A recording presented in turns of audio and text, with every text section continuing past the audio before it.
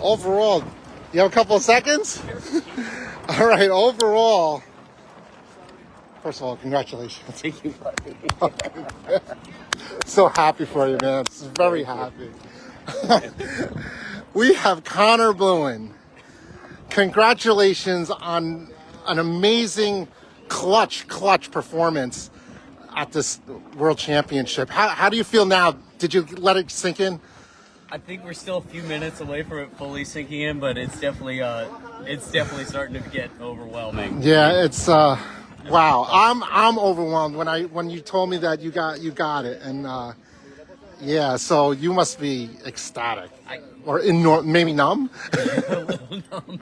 Okay, kind of can't believe it at the moment, but Right. it was it's been a goal since I was 16 years old. Wow. I think I wrote it, or actually maybe 13 years old. There you go, vision boarded it. Yeah, and wasn't sure, after getting third 3 times, wasn't sure if it was ever going to happen. So, Right. It's so hard to win one of yeah. these things.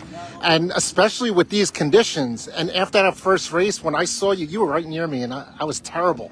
So I figured you had to be a little bit better than terrible. Going in there, first leg, you were probably in 30th after the last 5 minutes. At least about halfway up the beat, I was somewhere in the middle of the group. It's such a divisive venue.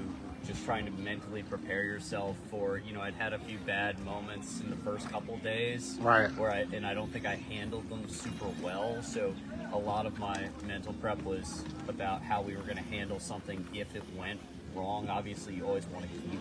You mean going into today? Into today, yeah.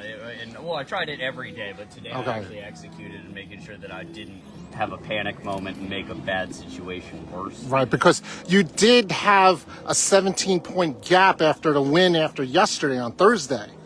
Yes, but with the drops coming in at 12, that lead was going to shrink. So Right. the pressure was still on. The whole Absolutely. time, Yeah, and then Scott Shirley with the hot dog and news boat, he texted me this morning. He goes, "Looks like Connor could relax." I was like, "No way!" I was like, "He just got like a 20 or 25th on one of these races, and so did JP." Yes. And then Juan Carlos Canizales had a 61 yesterday.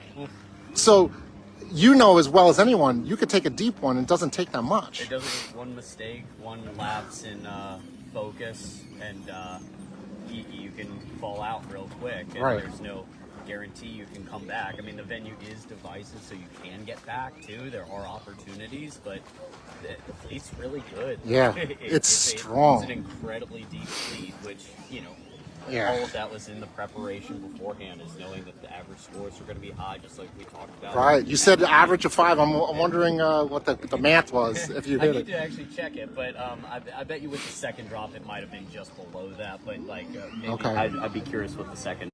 I know, I can't really stay on top of it and get as much practice as I can. The mental prep work that comes from my brother, he's always kind of in my corner, and he's That's very cool. good at that, and he's always telling me how to visualize things and to start mentally preparing yourself for events like this, and it's a big Right. part that I haven't always had in my arsenal. Yeah, and one thing, I don't know if you watched any of the reports beforehand. I was just looking at the stuff. JP is a great champion. Yes. And he was going for his 3rd in a row. Yes. Did you realize that? Yes, I did realize that. Okay. Yes, I did. And it's almost like, when you're battling against the best, you have to beat the best, and you did that. That was an amazing thing. Was there any time in the regatta, because I know you didn't feel confident, when did you actually feel like, okay, this is okay, I could start feeling confident? I never really let myself fall out of focus until the regatta was over, but I definitely started feeling a little better when everything got tight and we won the race yesterday. It started making me feel better, and then Right. when I didn't panic today and came back and won that race, I think that's when I started to feel like I could, it was all going to fall in line for me. Did you feel this venue, which is so different from other venues, did you feel that you had an advantage in this venue? You did. Yeah, I thought North Americans this summer was much more, shallow fleet. more open water, less weird. It's gonna lend itself to lower average scores, Right. you know. So I felt like, given those circumstances, it was going to be harder for me to win with the style that I sail typically. But I knew a place where the depth increased substantially and the conditions were more up and down. Right. That was going to play more to my strengths. That's cool. Now, after you settle down, so how are you going to celebrate this momentous occasion?